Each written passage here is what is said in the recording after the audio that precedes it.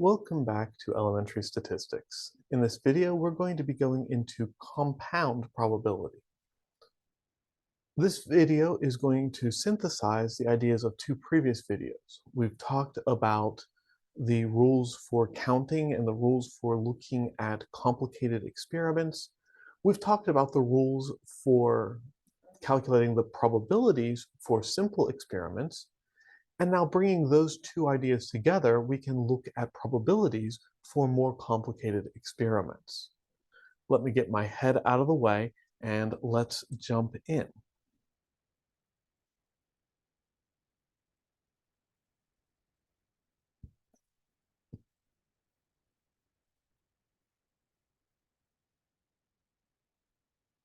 We talked about two experiments or two steps of an experiment being independent of each other. I want to generalize that idea to talk about the idea of two independent events. We say that two events are independent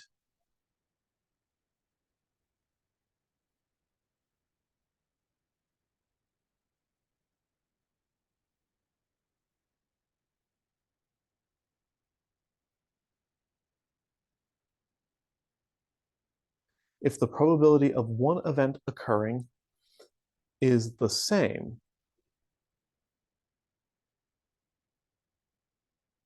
whether the other event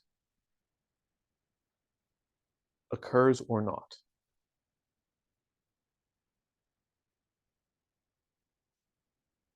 So, for example,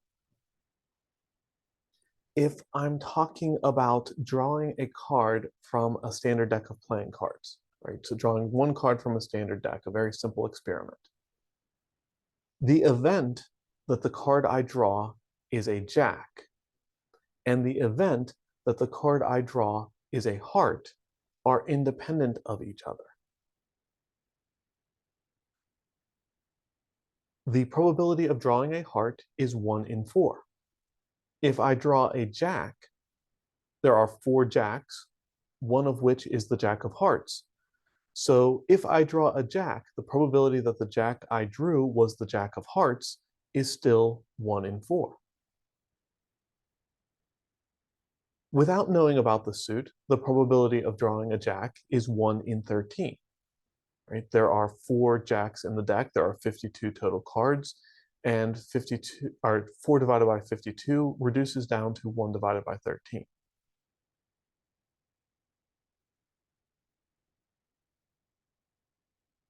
Of the jacks, there is a jack of hearts, diamonds, spades, and clubs. So if I drew a jack, the probability of drawing a heart is 1 in 4. If I drew a heart, there's 13 hearts. One of them is the jack of hearts. So if I draw a heart, the probability of drawing a jack is 1 in 13. The probabilities of these events don't change when we know what else is happening.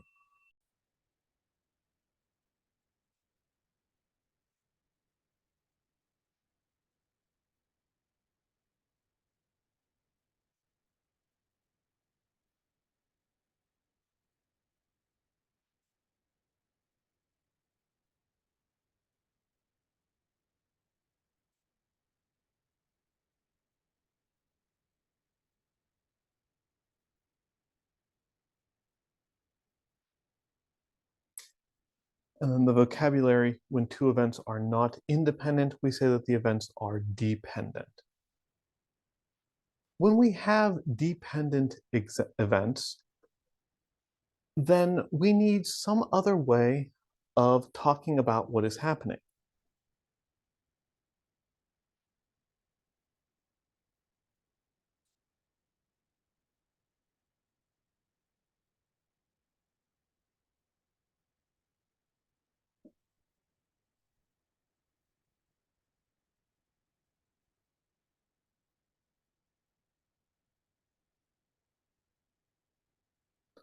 Right. We're going to denote that by putting a vertical bar in our probability operation. right? The probability of B in general is something completely different. But here I have the probability of B given A.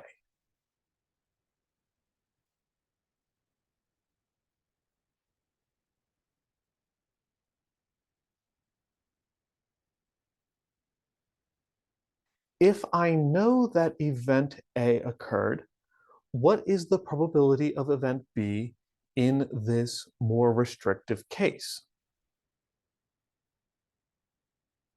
And then the other one I've written down here is read as probability of B given A complement. Remember that asterisk on the event is read as the complement. So A complement is the event that A does not occur. So the probability of event B happening in general is still P of B, nothing has changed there. But because we have these dependent events, the probability of B given that A occurred and the probability of B given that A did not occur, the probability of B given that A complement occurred, are the two possibilities here. And that's the notation that we're going to use.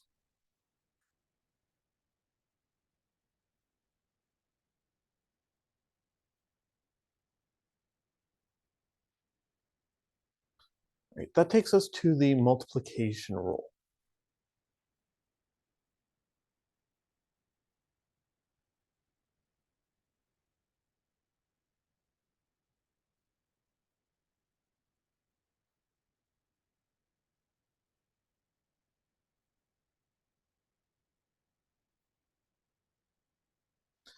If I want the probability of two events A and B, I can calculate that by multiplying together the probability of A times the probability of B.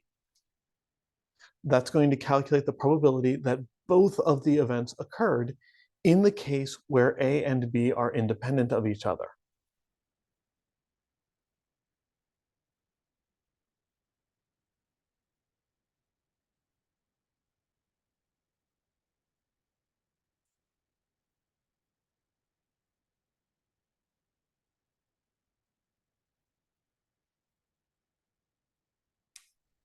In the case where A and B are dependent events, that's where this conditional probability notation comes in.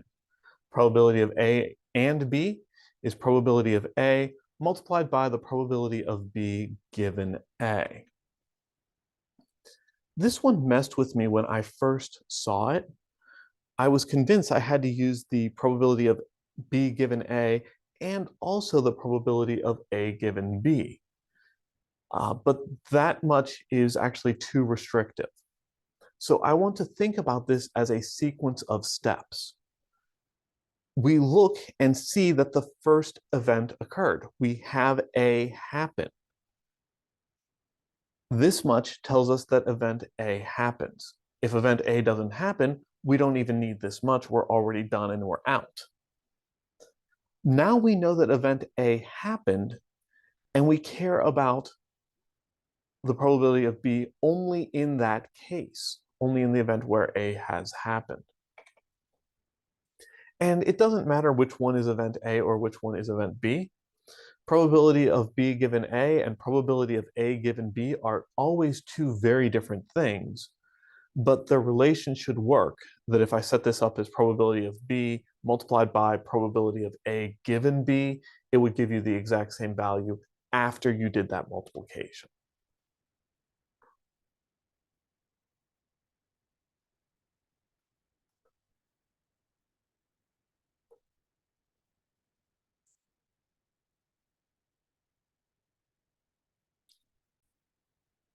All right, so let's take a look at this example. It is admittedly rather contrived, but draw a card. If it is a face card, roll a 6-sided die. Otherwise, roll a 20-sided die.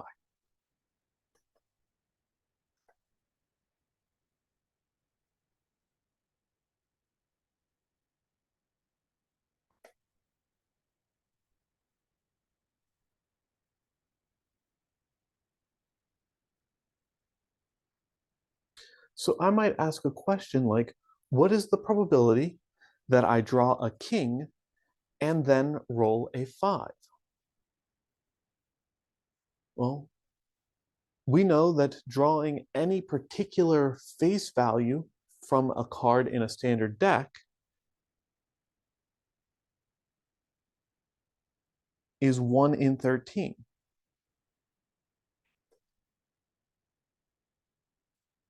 The probability of rolling a 5 changes depending on whether you're rolling a 6-sided die or a 20-sided die.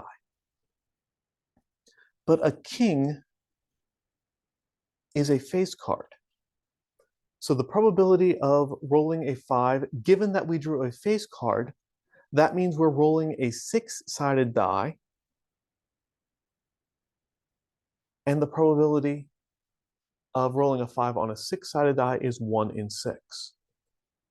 If I multiply 1 in 13 times 1 in 6, I get 1 over 78 as the probability here.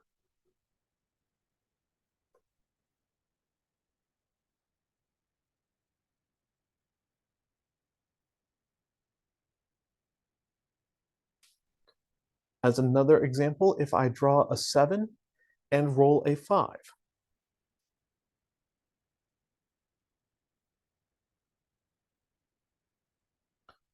well, we can look at the probability of drawing a 7 in a standard deck, that's 1 out of 13. And then we can look at the probability of drawing a 5 or rolling a 5, given that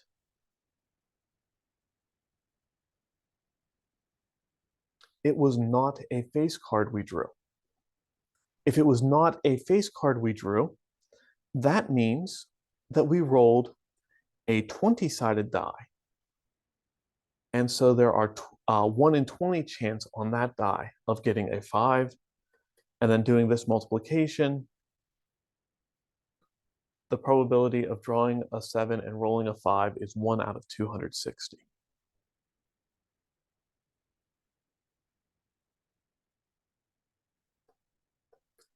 One more example out of this setup.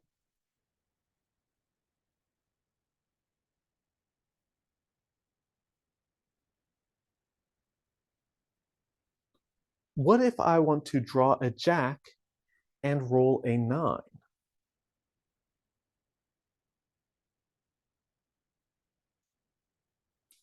Well, we can find the probability of drawing a jack. Probability of drawing any one particular card from the deck is 1 out of 13.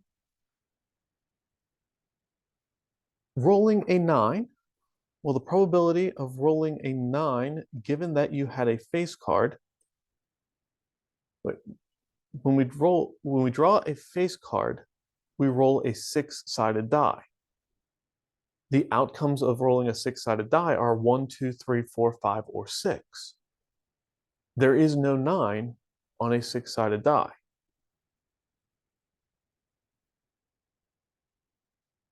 So in fact, the probability here is 0. It is impossible for both of these things to happen because once you draw the jack, there is no 9 on the die that you roll.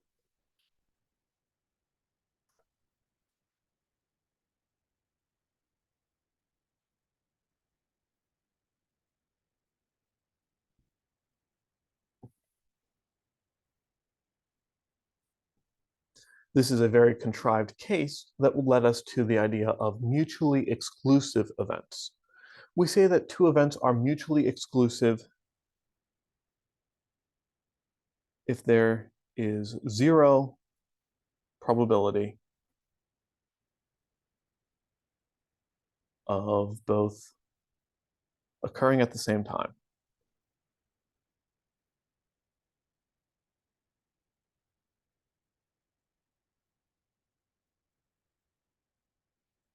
All right, so our example here of drawing a jack and rolling a 9 are mutually exclusive events.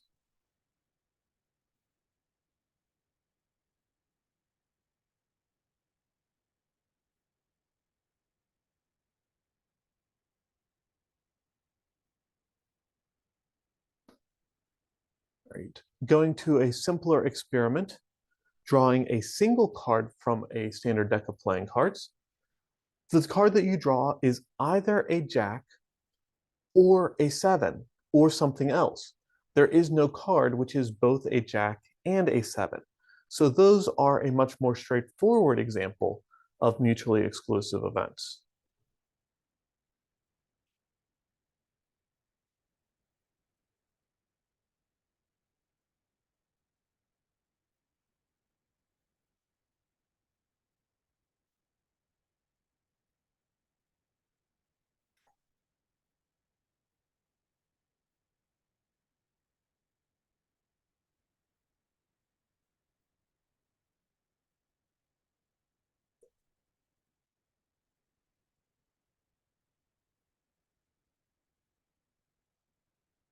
If you have two events which are mutually exclusive, the addition rule tells us that the probability of one or the other happening is just the sum, P of A plus P of B.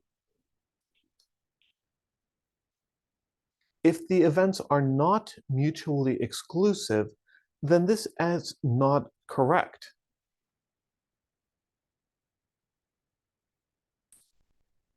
In the more general case,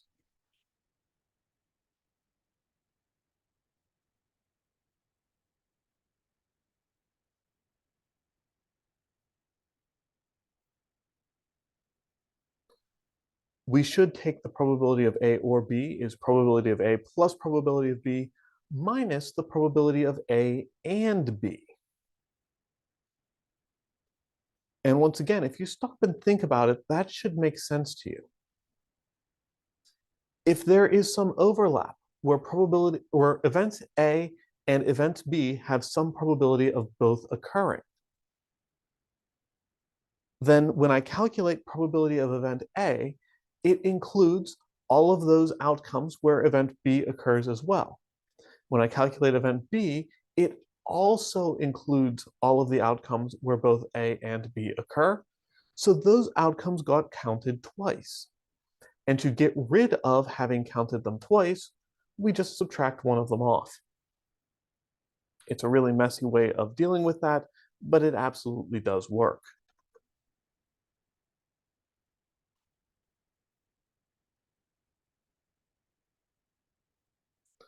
All right, so going back to my very simple experiment of drawing one card off of a standard deck of playing cards, if I want to either have drawn a jack or have drawn a 7, well, drawing a jack and drawing a 7 are mutually exclusive.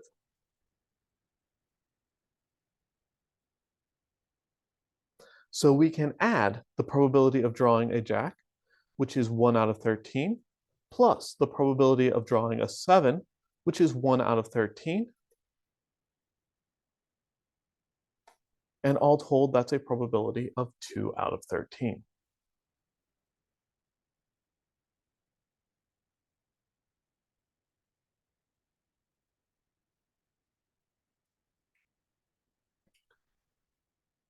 Look at something a little bit more complicated. The probability of drawing a jack or a heart. In this case, the events are no longer mutually exclusive. There is a jack of hearts, which is both a jack and a heart. So to calculate this probability, we need the longer form, which I just scrolled off the screen.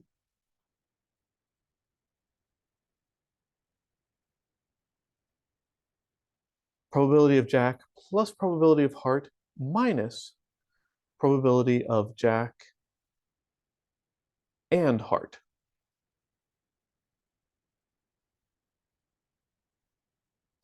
Right.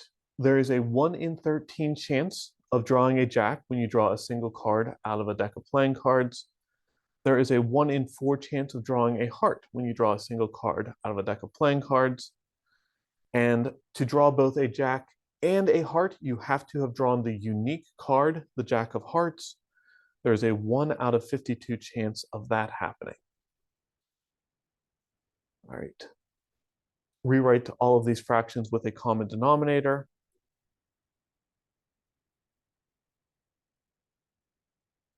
Rewrite all of these fractions with a common denominator. Don't write things that are strange.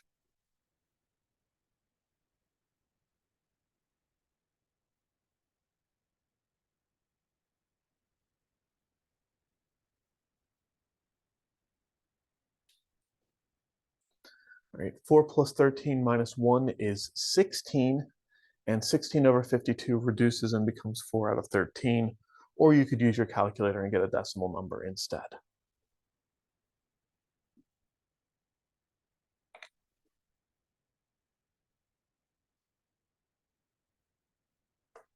All right. That's all I have on this video. There's a couple of tools we can use for taking probabilities for more complicated events. Um, for the sake of time, I'm not going through an example where you just calculate the probability of an event or of an experiment where you have to use counting tools in order to figure out the cardinality, the number of possible outcomes for the experiment. Um, but building from there, we can use those rules and extend those rules to get these kinds of ideas. Topic for discussion on this one is kind of vague. Probability shows up in a lot of places, some of which you may not expect right away. So what's the weirdest place that you've come across the need for thinking about a probability? Or alternately, are there any places that you have come across the idea of a probability and not really understood how to work with the probability that maybe after this lesson and as we continue onward, you might get a little bit more confident at? Right. In any event, that's all I have on this one. So thanks as always for joining me. I'll see you next time.